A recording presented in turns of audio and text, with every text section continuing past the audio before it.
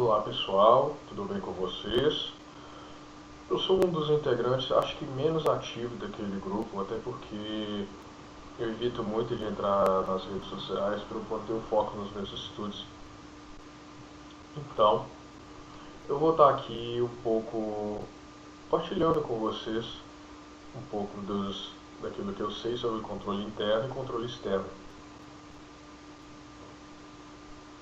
Eu sou Samuel, tenho 22 anos, eu sou engenheiro e eu gosto muito de aprender. Eu falo isso porque um exemplo que se pode ter é uma pessoa que você não conhece, você pode achar ela chata, achar essa pessoa antipática, você pode achar essa pessoa metida, mas quando você conhece ela, quando você usa o seu conhecimento a favor, você sabe lidar com ela. E isso é muito bom porque isso acaba você ajudando você mesmo e ajudando ela. É como se você visse as coisas como um sistema e não como um ponto isolado. É como se você visse um lote por cima de um muro e não por dentro do buraco no tijolo. E graças a Deus eu me deixo levar por isso. Gosto muito de ver noticiário. E eu já tenho alguns exames de proficiência, né? Eu já tenho inglês, italiano, estou estudando espanhol. Ultimamente eu tenho parado um pouco para focar nos meus estudos. E eu me deixo levar por isso. Eu vou e eu me deixo absorver. E através disso uma coisa vai puxando a outra, ainda mais agora, como é a primeira vez que eu estou estudando direito, é uma coisa que vai me atraindo, principalmente nos noticiários. Eu vou sabendo, eu vou entendendo do que o jornalista está falando. E é uma coisa que, tipo assim, você mesmo se encanta, sabe? E quando você explica para alguém, essa pessoa também encanta e você também se encanta. É uma coisa que te faz bem. E desejo isso a vocês também. Bom, seguindo, eu como qualquer pessoa, eu leio, como, durmo, malho, estudo, namoro, saio e me divirto. O meu primeiro contato com a inteligência foi quando eu estagiei na polícia ambiental, né? E eu sem querer eu acabei entrando num setor que era exclusivo de pessoas credenciadas e o sargento, que era o meu supervisor, acabou me dando uma bronca. Ele me explicou que eles eram arapongas e que eu não podia entrar lá porque eles faziam investigações que eram relacionadas à segurança da sociedade, essas coisas assim e tal. Enfim, eu fiquei muito chateado na época. Mas isso se passou e hoje, eu conhecendo o que a inteligência faz, né, que segundo a lei é a atividade que se obtém, analisa e produz conhecimento, eu me sinto um pouco conformado e me sinto ainda curioso, não só pelo fato que eu gosto de aprender, mas tipo assim, eu me identifiquei com a atividade de inteligência até porque você precisa ter resistência à frustração, você precisa manter a calma em certos casos, você precisa enxergar as coisas como um todo, você não pode ver as coisas pontuais ou umas coisas isoladas, você tem que entender que tudo tem uma relação, tudo tem um interesse, tudo tem benefícios, tudo é uma troca de valores, de compromissos e etc. E os idiomas também, eu tenho vontade de aprender vários idiomas. E coisas relativas à ciência, sou apaixonado, sou fascinado com química, física, biologia. Nossa, gosto muito. E são coisas que vai me puxando, que vai me puxando. Então eu acho que eu me identifico um pouco com o perfil. É, quem sabe um dia eu posso entrar lá. Continuando. Bom, concurso, eu só fiz um na vida, a banca não avaliou minha candidatura, até porque eu não tinha registro no CREA, e é bem provável que eu não fui muito bem. Muito bem. Nós não controlamos aquilo que não planejamos. A Constituição Federal, também chamada de Lei Maior, ela prevê todo o planejamento para a máquina do Estado funcionar. Né? O Estado, ele é uma pessoa jurídica de direito privado que possui um autogoverno. Ele é independente. E a Constituição Federal prevê todos os requisitos, todos aqueles planejamentos, órgãos, entidades, direitos, democracia, república, tudo aquilo para constituir um Estado, para que ele seja um Estado, praticamente dito. Enfim, tendo em vista que a Constituição planeja e prevê essas formas de controle para a administração pública. Muito bem. Nós não podemos falar de controle da administração pública sem entender o que é a administração pública. Muito bem, administração pública direta. Olha, o Estado, quando eu falo Estado, eu falo a República Federativa do Brasil, ele possui entes descentralizados, que são pessoas jurídicas de direito privado, né? E cada um desses entes descentralizados, eles possuem seu território de jurisdição, que são a União, os Estados-membros, o Distrito Federal e os municípios. E cada um desses entes descentralizados, vamos pegar a União como exemplo, para vocês me entenderem melhor. A União, como um ente descentralizado de direito jurídico público, ela possui órgãos em que há a desconcentração de todas as funções da União. Por exemplo, lá no artigo 22, vocês vão ver o que compete privativamente à União legislar. Por exemplo, direito do trabalho. A União, ela possui um órgão específico que possui essa concentração de legislação de órgão de trabalho. Vou chamar, no caso, seria o Congresso Nacional. Né? Mas existem outros, por exemplo, uma competência, vamos dizer, administrativa. Compete à União falar sobre estabelecer comércio de atividade nuclear. Ela possui um órgão próprio que olha esse requisito. Muito bem, concluindo. O Estado, ele possui as suas descentralizações e cada descentralização possui as suas desconcentrações. E essas desconcentrações são os órgãos.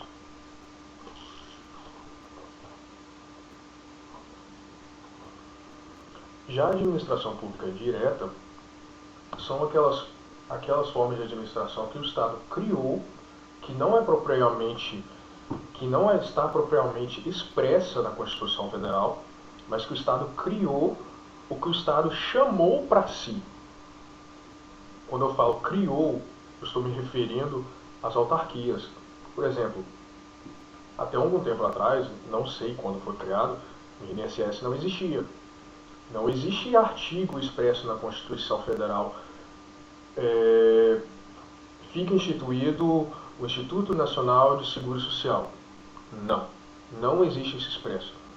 Então, o Estado, no exercício de suas competências, criou pessoas jurídicas de direito privado para que exercesse algumas funções de administração pública.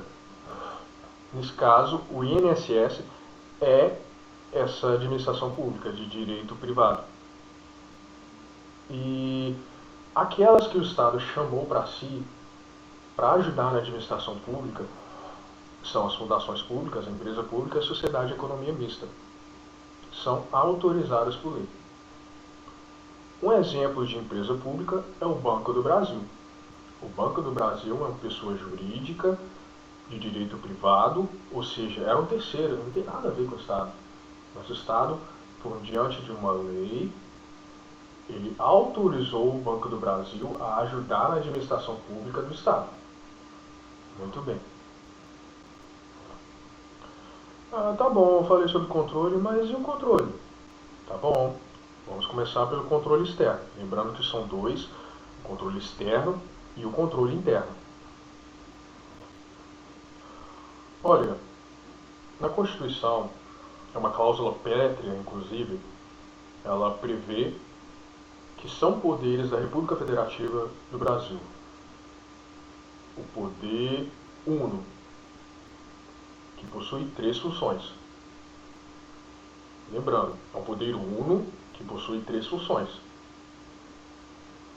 A primeira função é executiva, a segunda função é legislativa e a terceira função é a judiciária.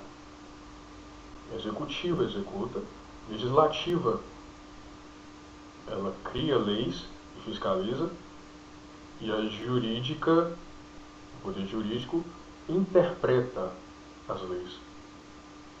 Muito bem. Tendo dado isso, lá na seção de Poder Executivo, a Constituição diz que é função do Poder Legislativo legislar e fiscalizar. Muito bem. A partir disso, a gente percebe o controle dentro da palavra fiscalizar. Tudo bem? Tudo bem. Legislar e fiscalizar tanto um quanto o outro são importantes. Não existe hierarquia nesse sentido. Não existe hierarquia em nenhum direito. Nenhum direito é maior ou menor. Então, o controle externo existe em todos os âmbitos da administração pública. Tudo bem. Nós aqui vimos que o Poder Legislativo, as funções dele é legislar e fiscalizar. Fiscalizar é o controle externo. Tudo bem. O controle externo existe em todos os âmbitos da administração pública. Os âmbitos, quando eu falo, é União, Estados-membros, Distrito Federal, municípios, seja administração pública direta ou indireta. Muito bem. Lá no caput, no artigo 70, está escrito assim: a titularidade do controle externo é do Congresso Nacional, que por sua vez conta com um auxiliar chamado Tribunal de Contas da União. Muito bem. A partir daí a gente pode entender que quem manda mesmo é o Congresso, porque ele é o titular. E o Congresso possui um auxiliar que é chamado Tribunal de Contas. Isso é no âmbito da União. Vamos mesmo lá para frente, que também possuímos Tribunais de Contas no âmbito do Distrito Federal, dos municípios e também do Estado. Mas o titular na União é o Congresso Nacional.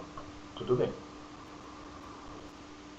Aí você pensa tipo assim, TCU, Tribunal, ele não pertence ao Poder Judiciário?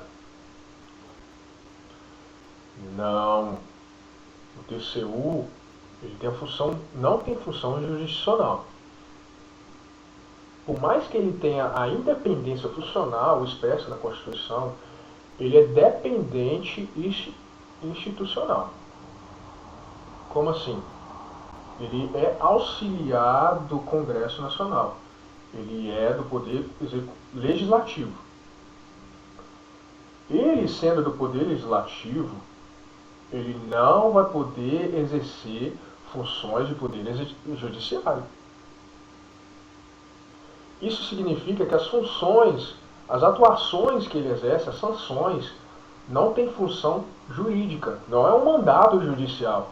Tudo que o TCU determina não é um mandado judicial. Você não está obrigado a fazer. Ele não está te obrigando a fazer. Não é autoexecutório. Vocês aí que já viram direito administrativo, os atos administrativos não são autoexecutórios, nem tanto quanto as multas. Eu posso receber uma multa, mas eu não sou obrigado a pagar ela. Mas como consequência, se eu não pagar, eu vou sofrer algumas restrições de direitos. Mas, enfim, quando eu recebo a multa, Eu não recebo alguma intimação me obrigando, me impondo a multa. Não, você tem que pagar, senão tal. Não. Você recebe a notificação só. Então, as atuações têm natureza administrativa e não jurisdicional. Muito bem. Com essa análise, podemos deduzir que o Poder Judiciário poderá fazer controle legal da fiscalização do TCU. Poderá por quê? Porque ele não exerce por si só e nem exerce nele mesmo o controle legal. A sua função é administrativa. A sua função é discricionariedade, não legalidade. Tá bom. As funções do TCU são simplesmente duas. Ele não faz nada mais além que isso. Dá pareceres de contas, quando eu digo parecer, é opinião, ou então julgar as contas. Continuando. Tá, mas julgar as contas de quem? Olha, o TCU ele tem competência para julgar a conta de todo mundo. Todo mundo que recebe dinheiro repassado da União, ou cujo capital os recursos da União faça parte. Seja pessoa jurídica, seja pessoa física, qualquer ente da administração pública, direta ou indireta, só não julga as contas do chefe do Poder Executivo. No caso do TCU, ele não pode julgar as contas do Presidente da República. No caso do TCE, ele não pode julgar as contas do governador ou do prefeito. Ou no caso do TCM, também não pode julgar as contas do prefeito. Mas, pela lei, ele pode dar um parecer, que mesmo assim ele não é obrigado a dar o parecer. Como eu já disse, nas contas do chefe do Poder Executivo, compete a ele somente dar um parecer prévio facultativo, pois quem julgará as contas do Presidente da República é o Congresso. Da mesma forma, quem julgará as contas do governador é a Assembleia Legislativa. Da mesma forma, quem julgará as contas do prefeito é a Assembleia Legislativa ou a Câmara dos Vereadores. A Câmara dos Vereadores ainda tem um privilégio, que nós vamos ver para frente, que ela pode discordar por meio de voto de 2/3 de toda a Câmara do parecer do Tribunal de Contas. Muito bem. Eu vou listar algumas competências, mas eu digo para vocês porque o ideal é o que leiamos bastante a lei. Porque eles vão na veia, eles perguntam a letra da lei. E lá no artigo 71, a primeira competência é apreciar as prestações de contas anuais do presidente. Tudo bem. Todo ano o presidente ele presta essas contas. E ele tem 60 dias para entregar essas contas lá no Congresso. Por exemplo, no mandato de 4 anos, ele deve prestar as contas 4 vezes. No mandato do primeiro ano, por exemplo, em 2010, em 2011 ele vai prestar as contas referentes a 2010. Em 2012 ele vai prestar as contas referentes a 2011. E assim por diante. O TCU não julga essas contas. Ele aprecia, ele dá opinião a respeito dessas contas. Porque a Constituição não permite que ele faça isso. Porque o titular é o Congresso Nacional. Lembre-se que o Tribunal de Contas da União ele é um auxiliar. E, como eu disse antes, compete a ele a julgar contas dos demais administradores, sejam diretos ou indiretos, que recebem dinheiro federal, cuja sua má gestão pode resultar em danos ao erário. Sempre quando vocês ouvirem essa expressão erário, significa cofres públicos. Tudo bem? Caminhando. Uma terceira competência. Compete também ao TCU apreciar, lembrando, dar opinião, para que possam ser registrados atos referentes aos servidores efetivos federais. Que atos seriam esses? Ato de admissão, de reforma de remuneração, de aposentadoria, de pensão de servidores públicos e etc. em consonância ao segundo inciso do artigo 71, né, ele realiza também as contas de qualquer um dos poderes, inclusive do próprio Legislativo. O Tribunal de Contas pode sim apreciar as contas do Congresso Nacional. Não é vedado. Ou então, ele pode fazer as tomadas de contas mediante requisição das câmaras dos deputados, do Senado Federal, das comissões parlamentares de inquérito, das CPIs, ou então as comissões técnicas.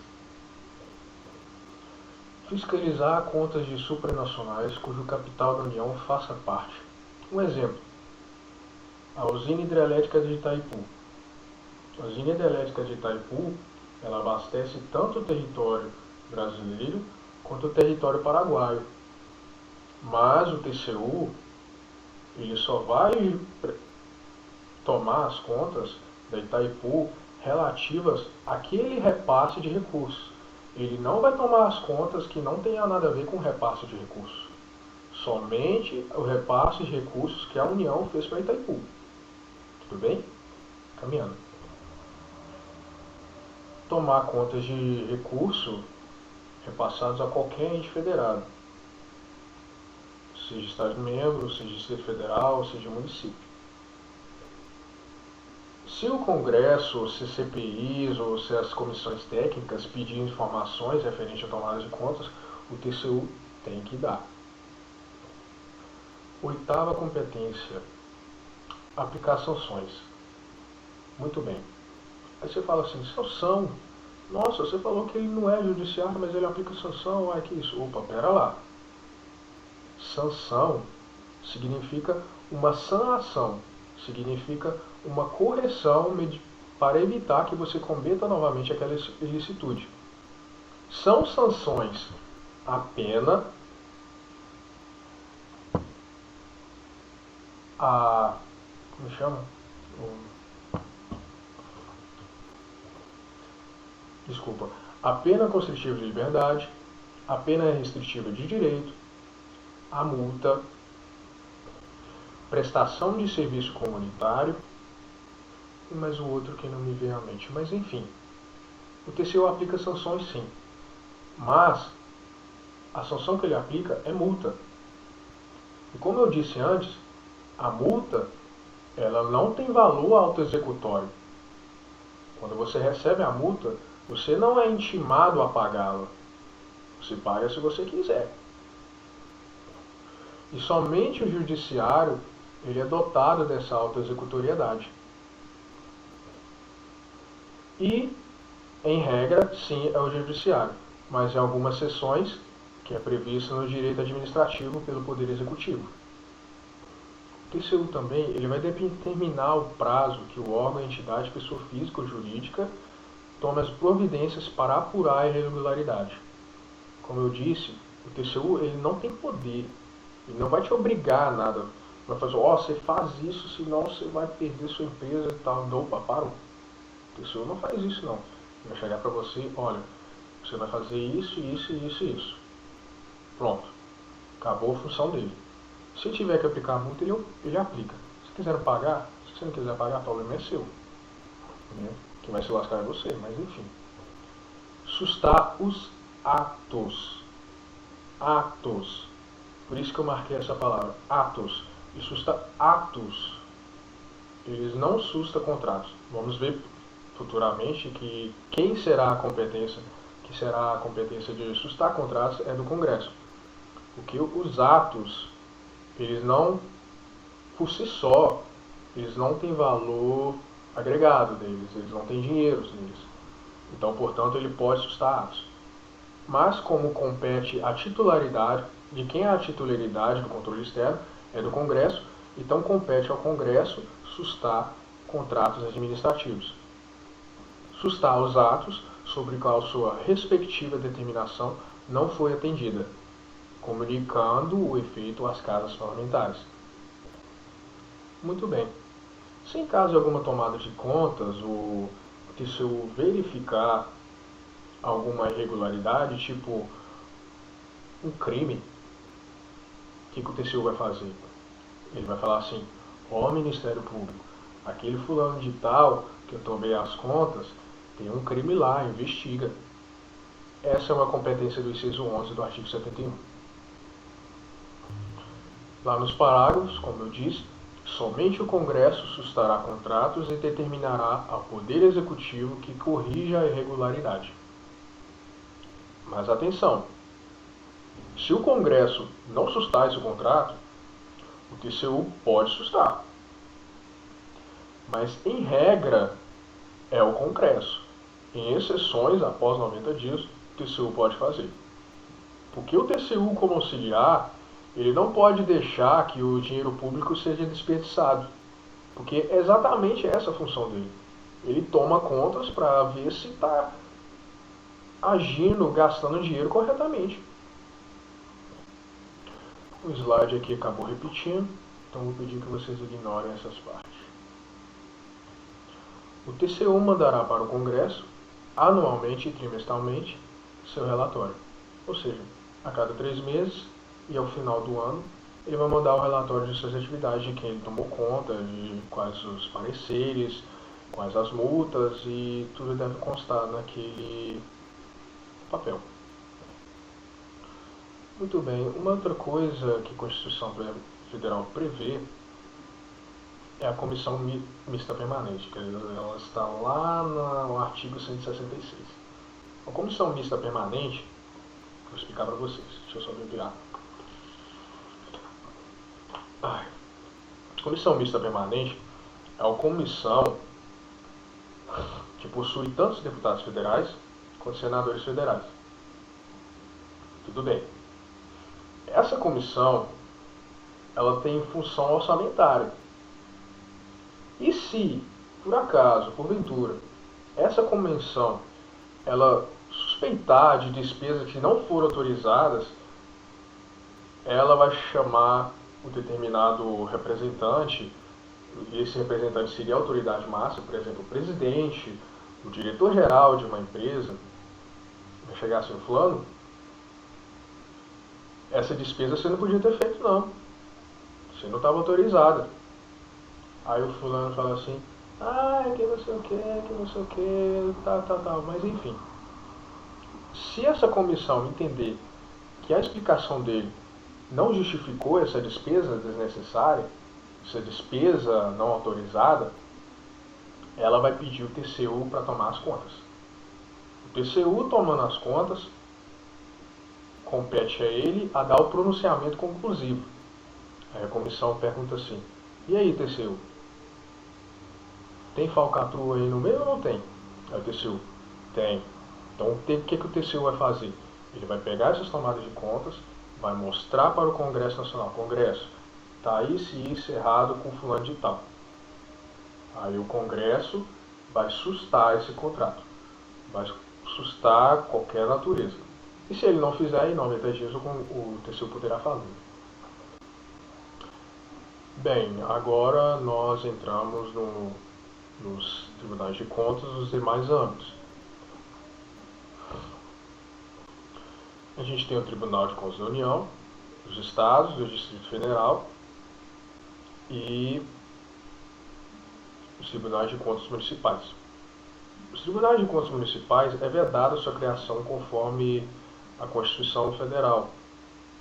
É vedada, mas algumas cidades antigas, como o Rio de Janeiro, inclusive, se eu não me engano, teve um concurso para lá, no Tribunal de Contas do município, e algumas cidades mais antigas, como São Paulo, possuem Tribunal de Contas do município. Mas Samuel, falou que a Constituição proíbe e tal.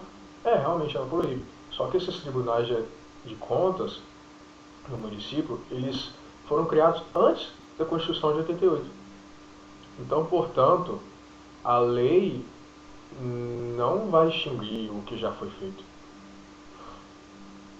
Mas, na maioria dos casos, em alguns estados, assim, que não possuem cidades tão antigas, compete ao Tribunal de Contas do Estado julgar as contas do município.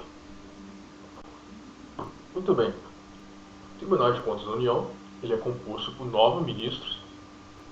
Esses ministros não são juízes, repetindo, não são juízes, não é poder executivo, não é poder judiciário, é poder legislativo, tudo bem? Que mesmo não sendo juízes, possuem a garantia de inamovibilidade e vitalicidade. O que é isso? Inamovibilidade significa que ele tem direito de escolher onde ele vai. Digo isso porque a administração pública chega para ele: fulano, estão precisando de você lá. Você quer ir lá para trabalhar? Se ele falar não, ele não vai. Isso não acontece com o servidor público federal civil. Onde a administração precisar, a administração vai mandar ele. E se ele não for, ele vai ser demitido ou destituído do cargo.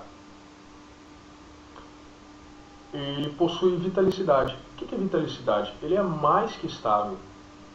Ou seja, nem por processo administrativo ele poderá ser demitido. Ele só poderá ser demitido por decisão judicial. Interessante, né? Enfim. São 9 ministros, não magistrados. 3 quem escolhe o presidente, né? Ele vai escolher um que é membro junto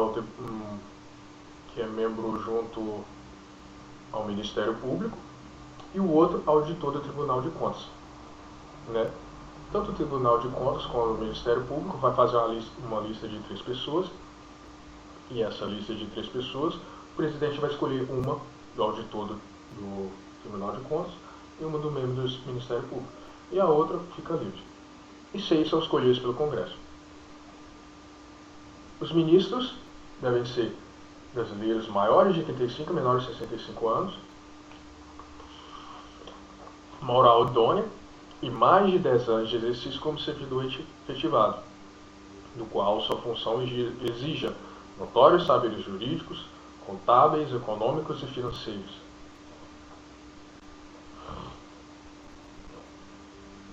Já dos outros tribunais, nós não temos ministros, nós temos conselheiros, que são 7.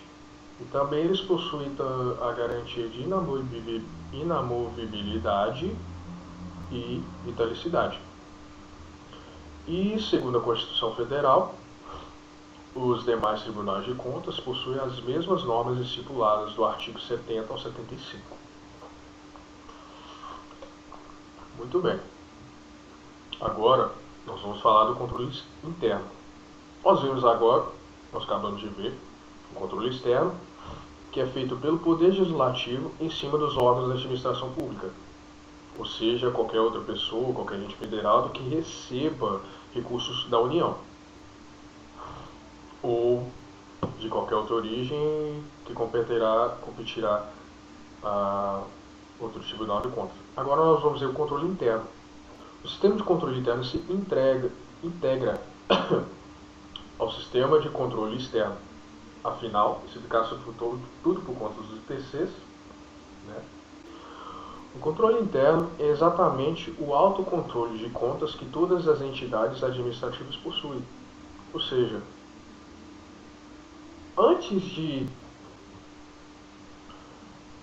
Então, tanto é assim que os responsáveis pelo controle interno de cada órgão, se ele não denunciar alguma irregularidade que ele viu no próprio órgão, ele ainda pode sofrer solidariamente a pena daquela pessoa que está cometendo a ilicitude.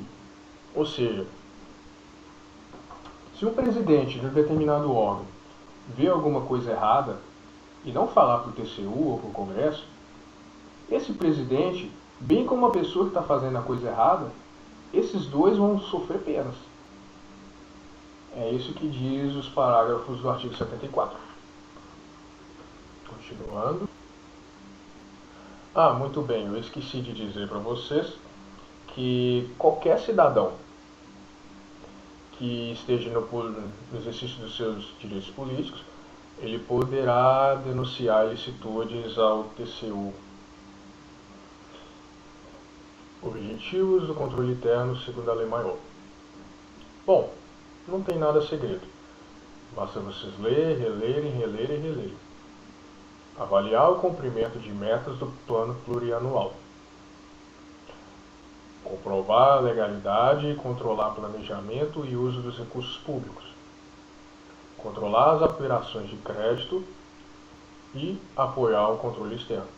Ou seja, nada mais, nada menos que o controle de si mesmo. Por isso se diz controle interno. E o controle externo, feito pelo Poder Legislativo. Mamão com açúcar. Olha, não basta você ter só falado aqui, vocês têm que ler bastante. E não basta só ler, também vocês têm que entender e interpretar a situação. Porque afinal é uma questão de saber ou não saber. Eu digo assim porque as provas do CESP, quanto menos você errar, melhor. Então, estudem muito. E boa sorte para vocês.